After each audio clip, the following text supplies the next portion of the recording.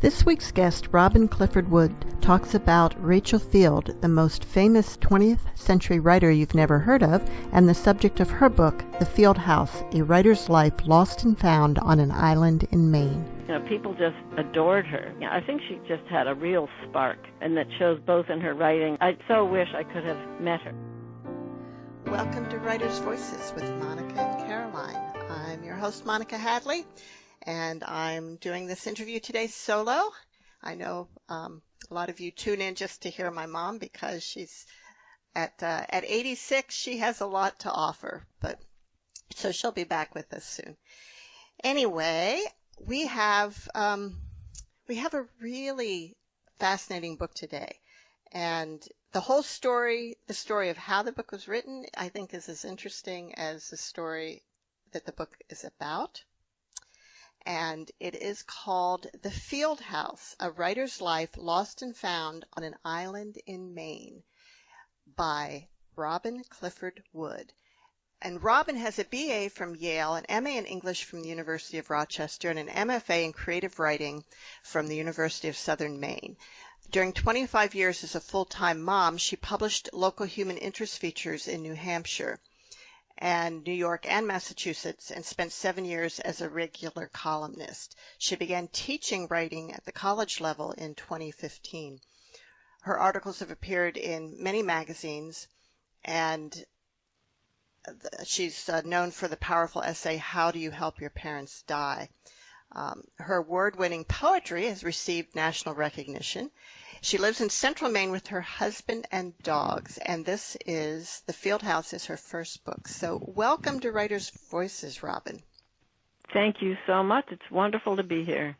So give us the story of Rachel, kind of a background of Rachel Field. I have to admit, I had not heard of her before I read your book. Well, that gives me a great segue into one of my favorite lines, which was one of my very favorite reviews that came out not long ago by Alan Adams in a local newspaper. Said, "Before I read this book, I had never heard of Rachel Field, and now I'll never forget her." So that was how he closed the review, and that was music to my ears because that's exactly what I am hoping for. So if you live in down east Maine, that's the southern eastern coast of Maine, there's a higher likelihood that you've heard of Rachel Field and maybe familiar with some of her books and her poetry. But in many other parts of the country, she's all but disappeared, except for people who are fans of Hitty dolls. There's a lot of doll collectors who remain Rachel Field fans because Rachel Field was the first woman to win a Newbery Award for children's literature, and the protagonist of her award-winning book was named Hitty, and she was a doll that lived. It's called Hitty, Her First 100 Years, and it tells the stories of this wooden doll carved on an island in Maine. Many of her books were set in Maine, and Hitty has adventures all over the world in her 100-year history of belonging to many different people, and she tells a lot of history through the eyes of this doll, and it was a hugely popular book in its day, and there remain doll enthusiasts who are huge fans of Hitty even today. But let me go back. Are there still Hitty dolls? Can you buy a Hitty doll today? Mostly doll people make their own Hitty dolls. There's an original Hitty doll who was only about 6 inches tall that's in the Stockbridge, Massachusetts library. That was Rachel Field's childhood home. But mostly people I've seen Hitty dolls that are 5 feet tall, and I've seen them jointed and not jointed. People make all kinds of dolls, in the style of Hitty. It's quite a world. I had never known anything about the doll world before I started researching Rachel Field's background. Well, I got to say that this, as you were talking about how she wrote this story involving all these historical events and Hitty being part of all these historical events, it reminds me of Forrest Gump. Oh yes, it's very similar premise to that. So, I wonder if that's where where the writer Forrest Gump got the idea. Yeah, I don't know. That's very funny. That could well be. It's a way of retelling history. That's a cool idea. Yeah. So Rachel Field was born in 1894. She was astonishingly prolific, especially given that she died young at 47. But she published something along the lines of 32 or 33 books. It's hard to count because some are anthologized and some are collections. She published a lot of what they called juveniles back in her day, which are children's books, those small books that are, I don't know, about as big as a CD case or something, DVD case. But she also won the National Book Award for novels. She wrote four novels, or 4 or 5 books for adults. One was a biography, 4 were novels.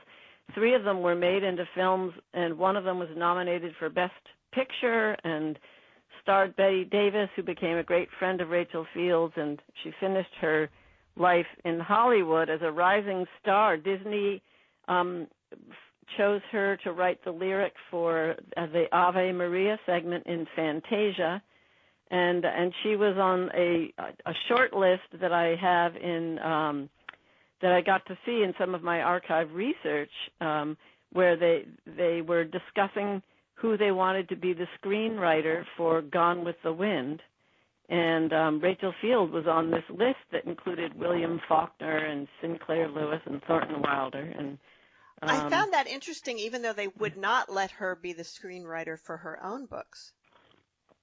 Well, I'm not sure if they didn't let her or if she wasn't interested, but she never did do any screenwriting. I just know that this was a like an insider document in one of the places I did my research was in the Warner Brothers studios and at the Academy Library in Hollywood. So this book took me far afield. No pun intended. Oh, I can't help it.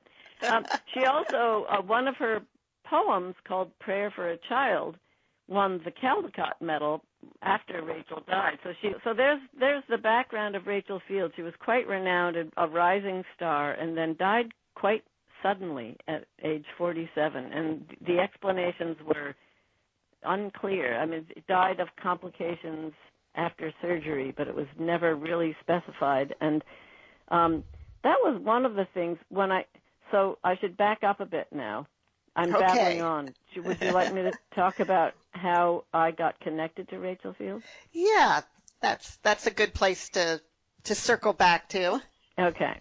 So the book title, it's called A Writer's Life Lost and Found on an Island in Maine. And the Field House is the name of Rachel Field's summer house, or that is what it has been called for, 50 years by Sutton Islanders. Sutton Island is this tiny mile-long island off the coast of Maine, off of Mount Desert Island, and Rachel ended up falling in love with the state of Maine when she was a teenager and started spending every summer on Sutton. And in 1922, she bought this house.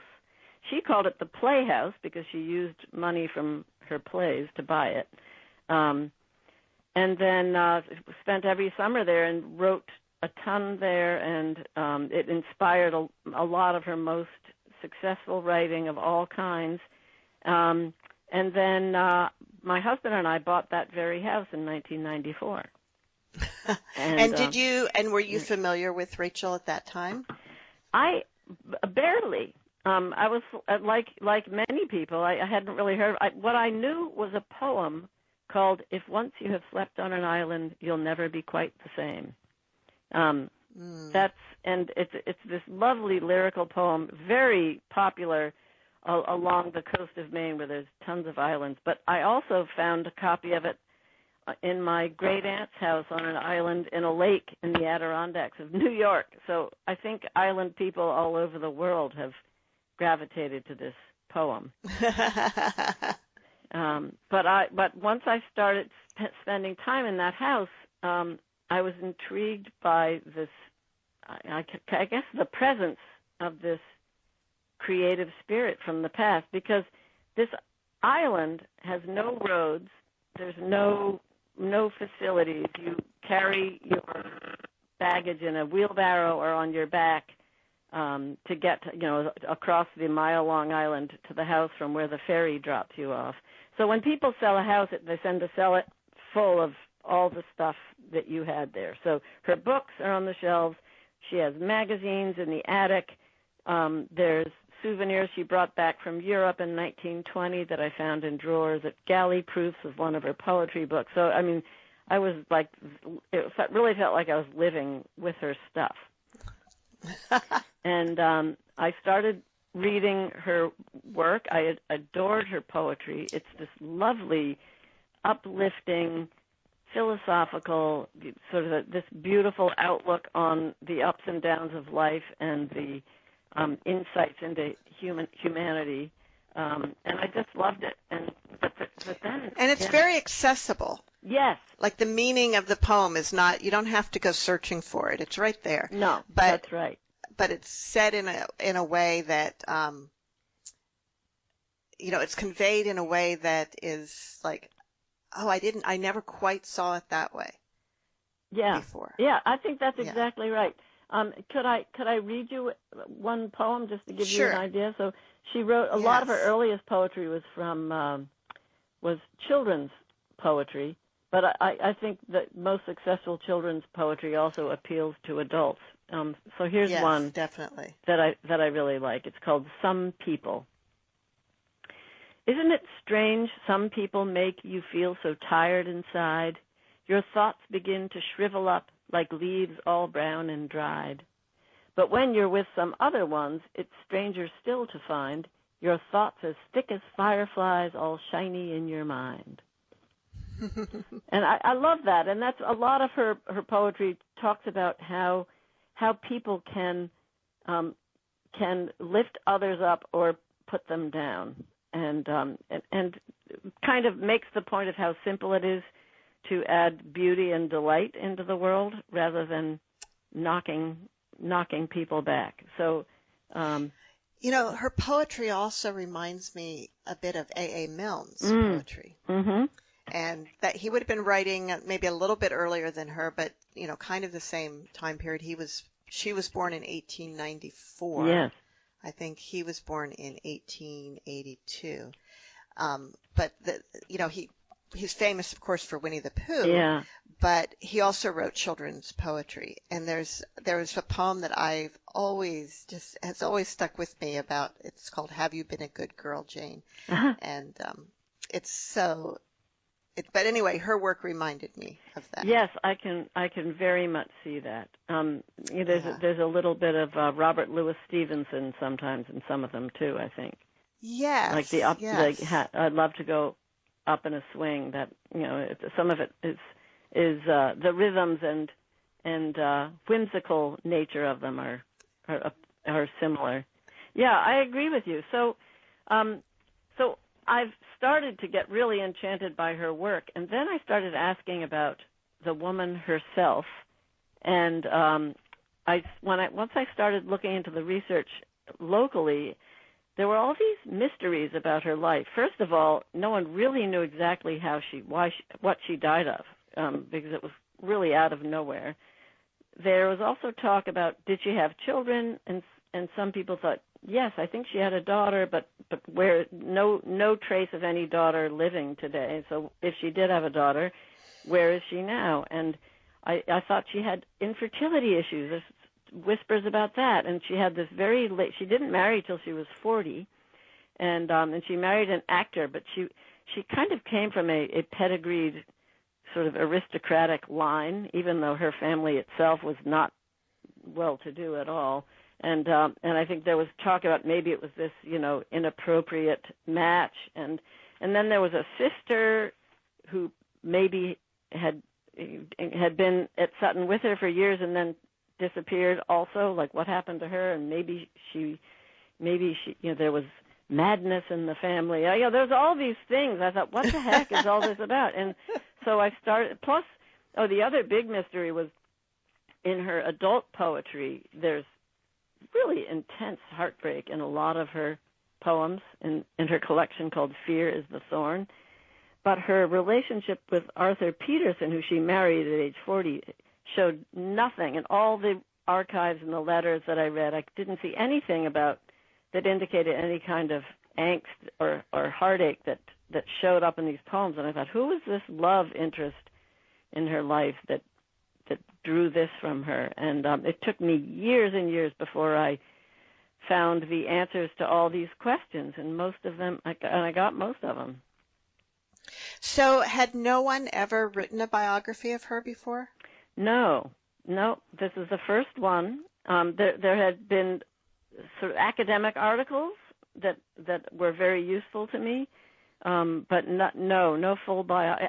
I should say a caveat on that. One of Rachel Field's best friends wrote a biography of her in the 1960s, and I read her letters. Her name was Ruth Feiss, and I read Ruth's letters tracing the writing of the book. She'd been, all the people she interviewed, she talked about, and she said, now I'm up to the college years, and now I'm writing this part of her life. And then she said, I'm sending it off to the Rand McNally, who are publishing the book. I think it might have been a biography for young people. And then I could find no trace of the book. That book seemed to absolutely disappear, and I have no idea what became of it, but I have a theory. You want to hear it? What's your theory? Yes, I do. You can't leave us hanging there, Robin. So, my theory is that because Rachel's family, she had her husband, and there was an adopted daughter, in fact.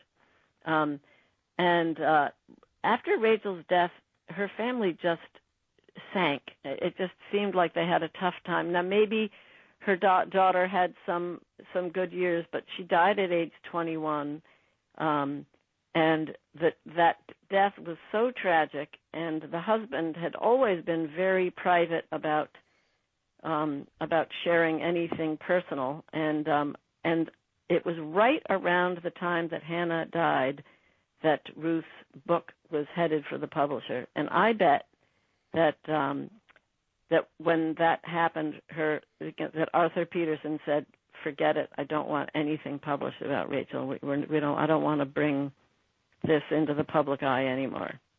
That's my theory. So I think that book that was written about Rachel's life just got shut down and shoved into a closet somewhere. Who knows? Did you try and trace Ruth's family to see if somebody has the manuscript? I did. I ended up speaking to, so Ruth also had an adopted daughter, and I spoke to that daughter's grandson, or maybe a son. But when I asked him about it, he said, no, I think it was her son. I tracked him down, and he said, well, I can ask Mom, but she's, very, very old, and her memory isn't very good anymore. And he said he would look into it, but I'm now I can't retrace. I'm pretty sure that he asked her about it. Who knows in how much detail, but he got nothing. So that's as far as I tracked that down. I also tried Rand McNally, but they just make maps now, and I guess they used to have a book branch. But oh wow, it would be interesting to find that. Yeah, it really would. It would. There are a few untapped trails still that I haven't found, but most of the ones that were burning my curiosity, I got to figure out. You're listening to Writers' Voices with Monica and Caroline, and our guest today is Robin Clifford Wood, author of The Field House, A Writer's Life Lost and Found on an Island in Maine. There's so many sort of things to talk about in this book. Yeah. One of them is just, the the fact that Rachel was able to do what she did as a woman of her time. And, so tell us a little bit about her upbringing and how she became a writer. Oh, thank you for that question. I would love to talk about that. So some of this was just absolutely in Rachel's spirit. One interesting thing about Rachel was that she said she literally could write before she could read.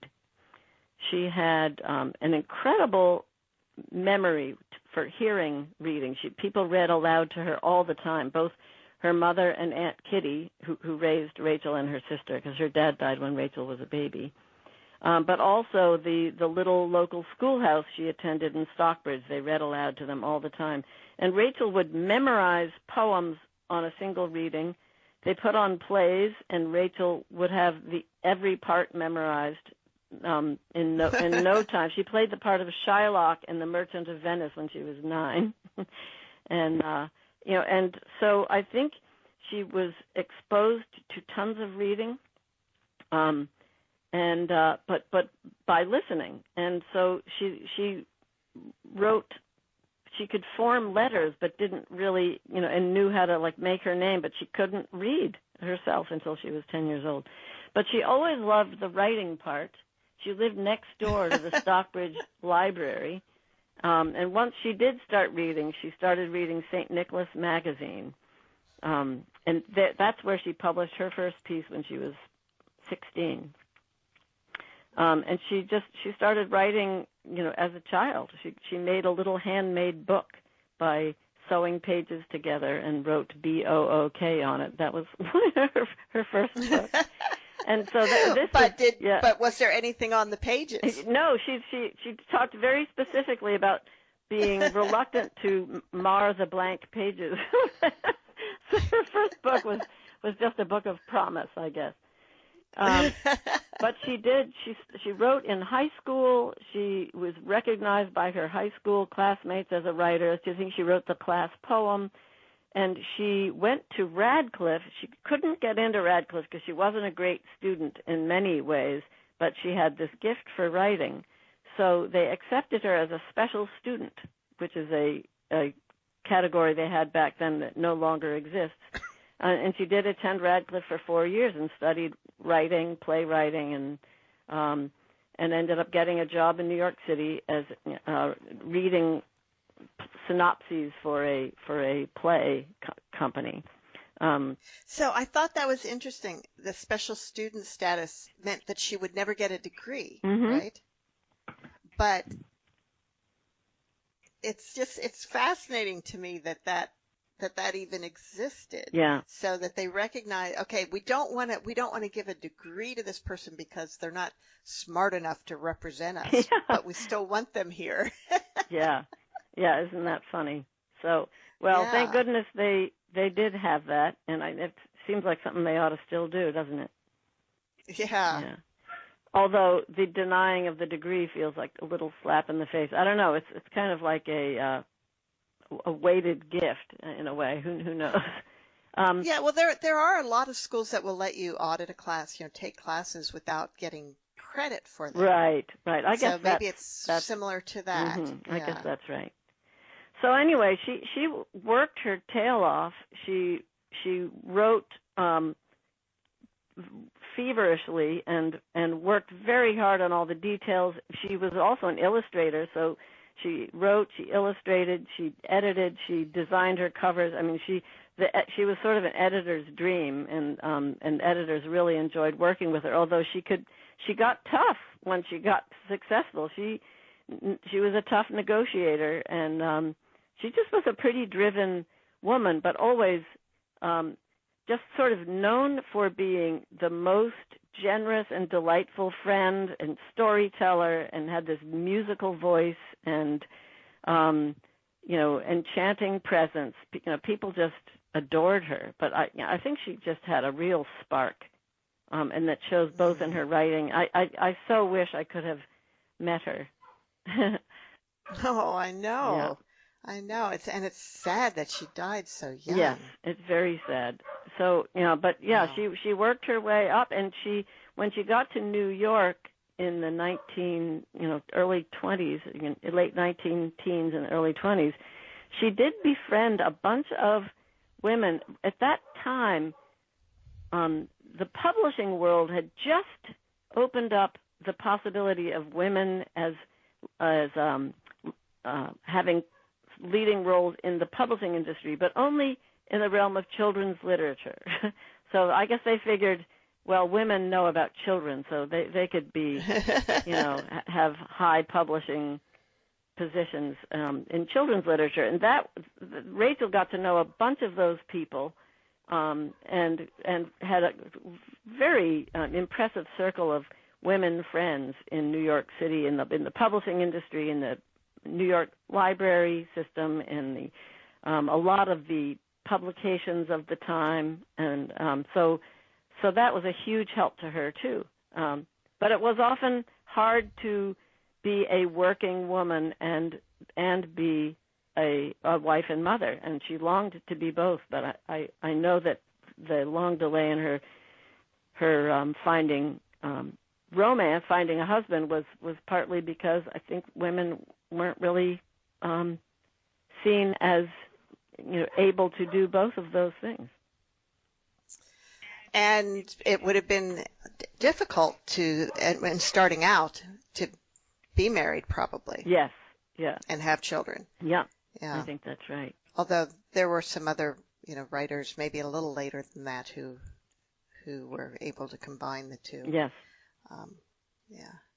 You're listening to Writers' Voices, and our guest today is Robin Clifford Wood, author of The Field House, A Writer's Life Lost and Found on an Island in Maine. Now, you became interested in Rachel Field, and but going from there to writing a book, there's a few steps in between. Yeah. So I call it 13 years, this full journey, because the research and writing part took me 9. Then it took me 2 years to find a publisher, and then about almost 2 years from the wonderful call from the publisher saying they wanted to publish my book to seeing the book arrive in my hand. So it is a very long journey. It started with me pitching the story to a magazine editor at a writing event in Maine, and I excitedly started doing the research for this 800-word story about living in Rachel Field's house. and I had so much information. I said, I'll just I could write the whole book. I'll just take a year and write the whole book.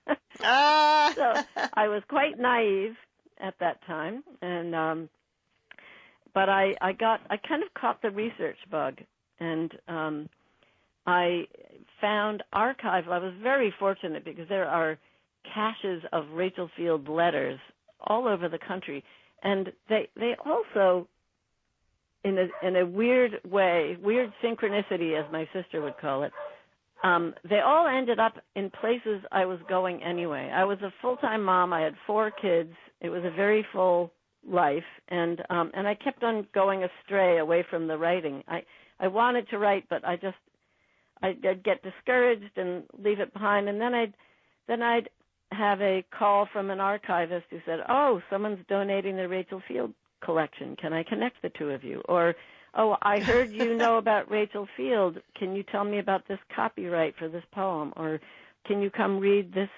poem on top of Cadillac Mountain for a poetry event?" Or, "Can I fly you to Florida to talk about biography?" It's like, whoa, where is this even coming from? And then all of the places where these archives were where I was going to be with my family anyway. My daughter was playing softball in California for her spring college break, and so that's when I did all my California research. And I had 2 kids at Yale, and I found this amazing collection in the Yale Beinecke Library. My mom went to Vassar, and Rachel's favorite best friend editor went to Vassar, and all of her Rachel Field papers are there. And I spent a day with my mom as my research assistant, going through all this stuff at Vassar. And then I'd love to tell you the story about another cache of letters at Tulane University. Yes, that must have been quite a I don't know, celebratory moment when you found that, because that solved one of your mysteries. Yes, it did. So on the shelves of the field house, there's a old Wanamaker's diary from 1928, and these, for those who don't know about it, it was like a advertising catalog, but it had blank journal pages for all the days of the year. It was a very popular item. And Lucy Field, Rachel's mom, had written on a couple of pages in August of 1928, "Rachel and Lyle, all devotion. She has an almost maternal care of him." And there were several other entries, but those really jumped out at me because I thought, this sounds like a love interest. And so I searched around for Lyle, and I couldn't find anything about any Lyle. I'd pick it up. As you can imagine, there were a million little threads I'd pick up and then put away and forget about. But I'd gone back to that a few times in the course of 5 or 6 years. And this one summer, my youngest daughter was about to transfer to Tulane University. And so I had about 2 weeks before we left and a quiet lull in the summer. And so I just pulled out my Rachel Field notes once again. And I found this name of someone called Lyle Saxon, who was a writer back in that time. And he did live in New York City for a short time when Rachel Field was there. So I said, could this be the guy? And with the wonders of the Internet, I was soon in touch with both of Lyle Saxon's biographers.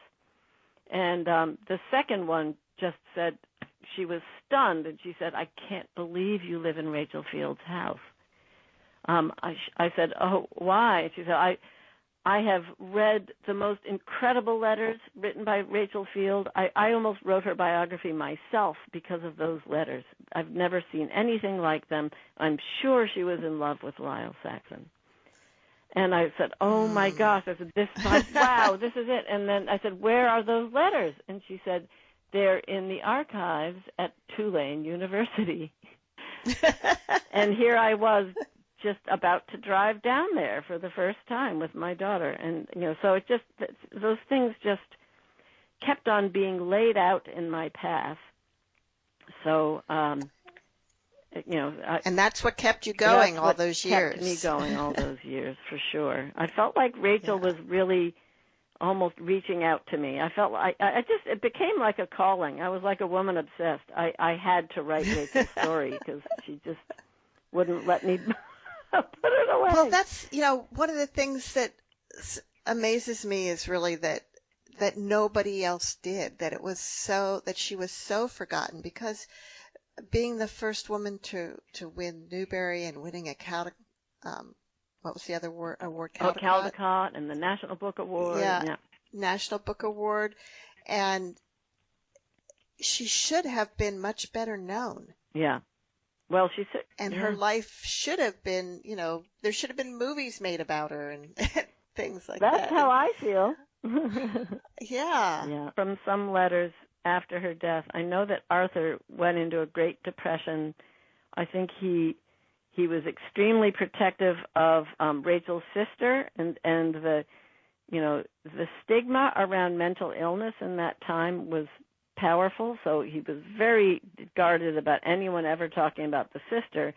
And then I don't want to give up everything about the end of Rachel's life, but her death was kind of a multi-layered tragedy. And I think that it was something that Arthur in particular probably didn't even want to talk about. His father also died within months after Rachel's death, and Rachel's mother died about a year later. So there was, the people who were her champions were kind of disappearing, and I think Arthur was he did continue renewing her copyrights for decades, but I think he was just not equipped to stand forth in an active way to keep her tributes alive. Well, he didn't seem like a very strong person. No, I think anyway. He was quite dependent on her strength and spirit. Yeah, and I kind of wonder why she was, if when I read about her life as a single woman and then her life as a married woman, I'm not sure why she wanted to get married. But yeah, well, I think she really, really wanted children, but I also think she longed for the simplicity of domestic life. She loved cooking. She was a collector of patchwork quilts and antique dolls and music boxes, and she loved entertaining. And I when she got to Hollywood, she was determined to not. She was really not drawn to the glitz and glamour at all. She liked, sitting down for soup in the kitchen with Arthur, or having having a cookout on the beach with neighbors, which often included Vincent Price. So they were sometimes famous neighbors, but she just was, I think she liked the simplicity of domestic life too. So, I love the story. Can you tell the story, or maybe read the part about the actress who was in one of her the movie that was being made of her book, and the story about the actress's mother? Oh my gosh, yeah, that was Betty Davis. That was Betty Davis, and I have all my book is bristling with little Post-it notes, but I don't know if I have that particular. Don't know where that one is. But okay. I could tell you quickly. Yeah, Betty Davis. Yes. On the set. Oh, it's okay. I found it. It's on page 289. Oh, wow, good for you. Okay. Yes. All right. So this is in the words of Betty Davis, actually. She wrote this piece, and it's not dated, and there's no indication of where it was published, if at all. But Betty Davis was quite a big deal, and so she wrote this. Many years ago, about 10, I suppose, Mother was riding on the train between Boston and New York. The seats were pretty well filled when a girl got on the train with a dog in her arms. Because of the dog, no one seemed to want her to sit by them. The girl was embarrassed as people quickly filled their seats with packages. Mother always loved dogs, so she moved over and motioned to the girl to sit by her. Soon they were talking. Mother proudly told her new friend about her daughter, who had just been assigned a small part in a play on Broadway, and who she was sure was a great actress. You know how mothers talk about their fond hopefuls. The girl told Mother that she had been a newspaper reporter for 12 years. And by the way, she wasn't a newspaper reporter, but she did do some writing for a newspaper. And hoped someday to write a play or a book, something that really mattered. Before the train got to New York, both Mother and her friend, though they never introduced themselves, had spoken of their dreams and ambitions, the friend for herself and Mother for me. Not so long afterward, Mother and I left for Hollywood. At first, it was a struggle trying to get a footing until one day George Arliss picked me for a role in The Man Who Played God. Jobs came more easily after that. Mother spent quite a lot of time with me on the sets, especially at first. She had once been a professional photographer, and her advice was often helpful. One day, while I was making All This and Heaven Too, she was visiting me at the studio. I wanted her to meet Rachel Field, the author. But before I had a chance to introduce her, she walked across the stage to greet an old friend. Ever since that day we met on the train, I have often thought about you, I heard Mother say. What are you doing in Hollywood? Well, you see, I did write a book, and the movies bought it. I am here watching it come to life. And tell me, whatever happened to your daughter? Well, here she is. I want you to meet her, Betty Davis. But I don't know your name. I am Rachel Field. And Betty Davis finishes, I wonder if there isn't some plan or reason behind such chance meetings, which I have found so often turn out to be very important in the lives of those who are strangely brought together. Oh. Yeah. Wow. That's a wonderful scene, and you're right. It's just yet another uncanny coincidence that was connected to Rachel's life. Wow. Wow. So when you wrote this book, or you structured it in a way, it's fairly chronological, Mm-hmm.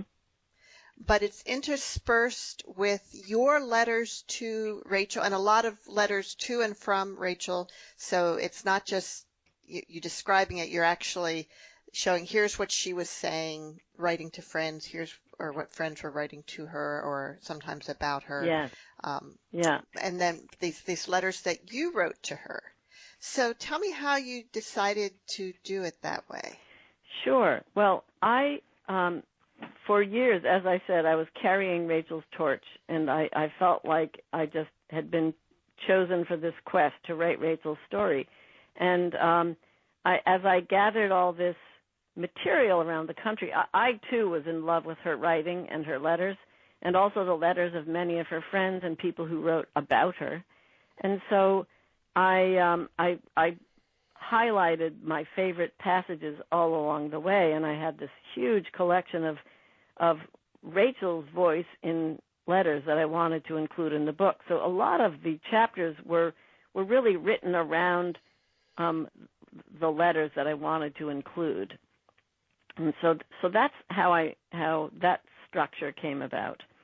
And then I gave talks about this project for all over New England and beyond, even long before the book was actually finished. And people always said, "Oh, you should write about your connection to Rachel Field in the book." And I really resisted that, but people were so excited by that part of this story. And I was really in a quandary about it because I thought I don't want to co-opt Rachel's story. I want to write her story. I don't want my voice to interfere with it. And then one summer I went to a writing conference, and the faculty instructor said, as a writing prompt, he said, "Write a letter to someone who will never read it," or something along those lines. And what sprang right to me is I'm going to write to Rachel Field. I think I wrote, "Dear Rachel, are you mad at me?" Because I sort of struggled with how she would feel about me revealing all this stuff. But I wrote, for the full 10 minutes or whatever we had, and it really was like breaking open a dam or something. There was so much there, and I thought, maybe this is how I can put this together. I won't insert myself into Rachel's biography, but I'll write letters to Rachel that come before each chapter, and that way I can tell my story as a separate thread to hers. And the two threads, come together in a way, because I consider her a very dear friend after all these years, even though we never got to meet. But it's a biography memoir hybrid. So it makes it quite unusual. Yes, that's true. And now one of the things that is a recurring theme, it seems like, for Rachel was discomfort with her physical appearance. Absolutely, yes. And she, there's a few pictures of her in the book, although not as many as I would have liked to have seen, maybe. Yeah. And she wasn't huge. Yeah. Well, it's funny. You'll notice there aren't many pictures of her standing. There's a few, and I never any place found out how tall she is.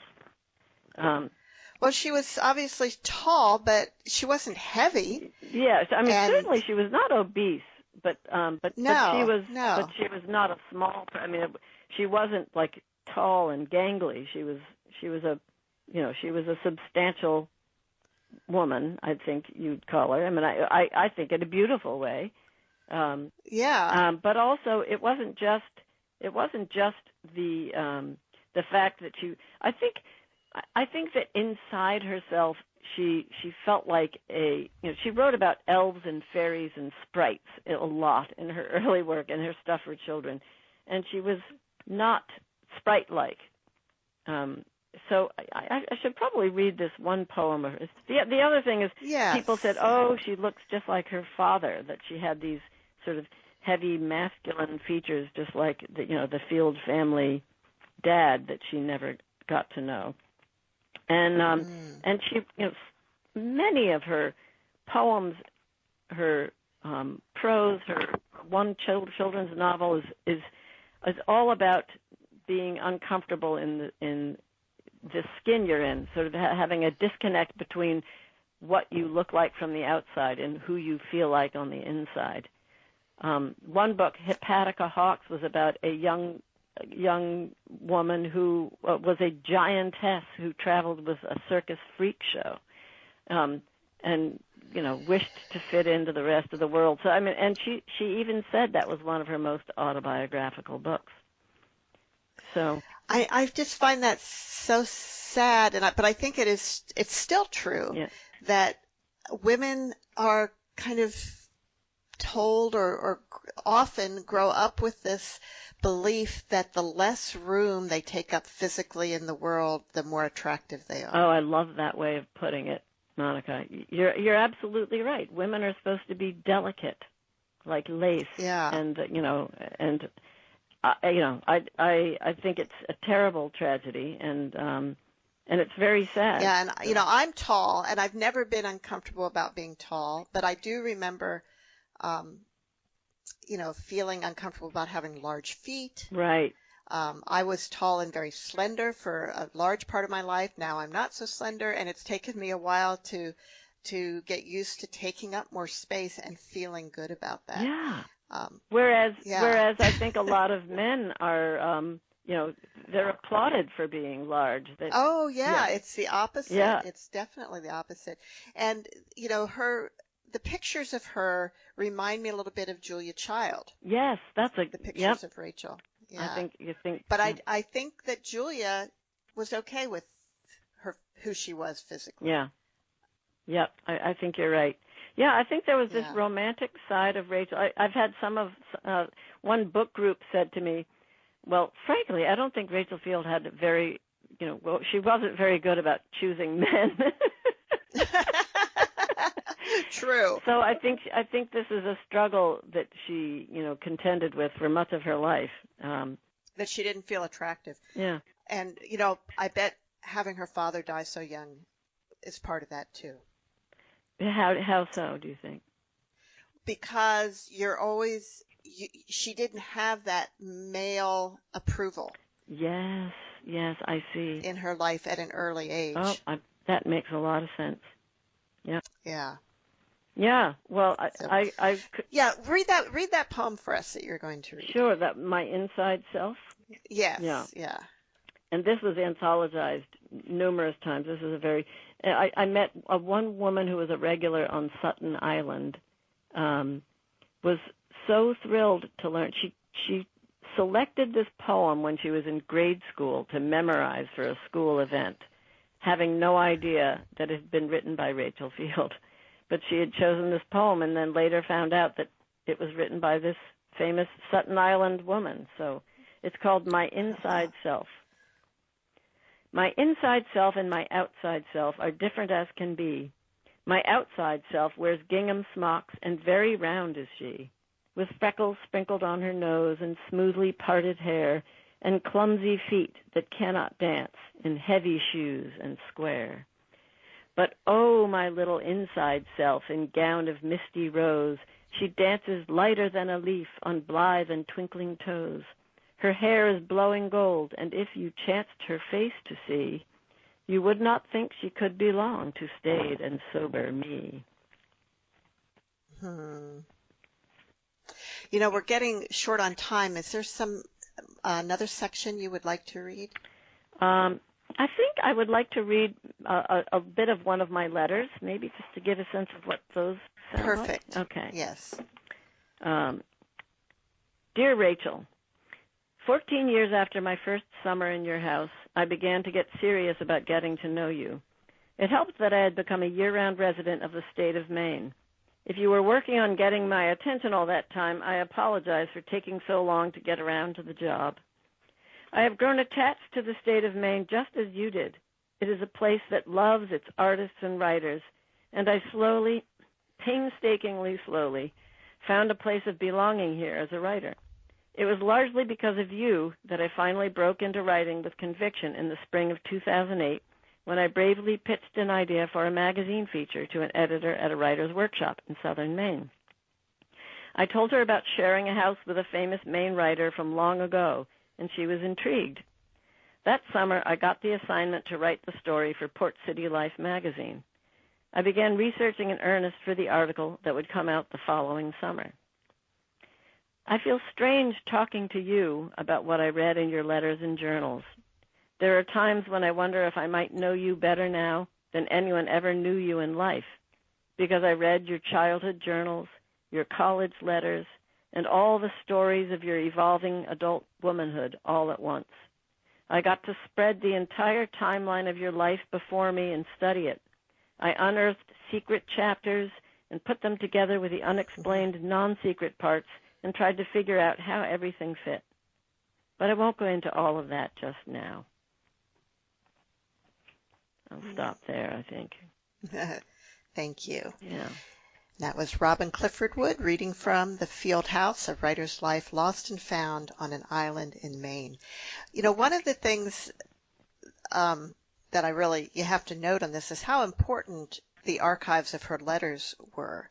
And personal correspondence was so, she wrote so many letters. She had so many correspondents. Yes. Yeah, 100 years from now, are people going to be able to, we don't do that anymore. We maybe write emails, but I don't think they're like these letters. Yes, I totally agree. And the handwriting itself has so much character. Yes. When we grew up, I know absolutely my high school best friend's handwriting. I see it, and it just floods me with memories of her. And I think a lot of people wouldn't even recognize their best friend's handwriting anymore. Probably not, or even their kids. Yeah. It's hard to know because you could say, but there's such records of everyone's emails and texts, but it's too much. How could you possibly wade through all of that? I don't know. It's a whole different ball game. And her letters were like miniature essays sometimes. There seemed to be so much creativity that went into her letters. Absolutely. Particularly the letters she wrote to Lyle. Oh my gosh, yeah, those were absolute. I know exactly what that woman was talking about when she praised them. So yeah, they are so passionate. Some of them almost made me cringe because of Rachel really revealed her needy, vulnerable side with him, as I didn't see in other contexts at all. But it was just really, such a heartfelt stuff. But she also wrote these beautiful and often humorous depictions of the spring day in the city and things like that. It was very hard to trim that chapter down because I wanted to put everything in, but. I found them charming too. I know. It's like just a couple lines. Your letter was meat and drink and peanuts and caviar to me. Needless to say, I picked your letter clean as sparrows do a bit of suet by the window. Not that I resemble a sparrow or your letter suet, but I seem possessed with the spirit of simile this morning. Even the alliteration in that, it's like, yeah. It would seem like something that a lot of writers would labor over to get a line like that. Yeah. And it's just a throwaway in a letter. Yep, that's right. And it's handwritten, so there's no word processing back then.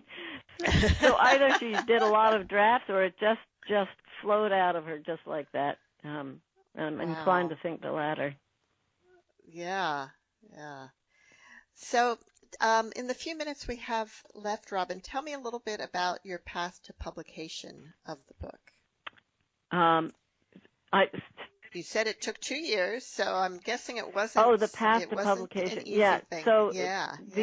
I started sending out the manuscript when I finished it in 2017. And then I got sidetracked by another. I actually wrote a full-length book in the interim during those years I was working on the Field House.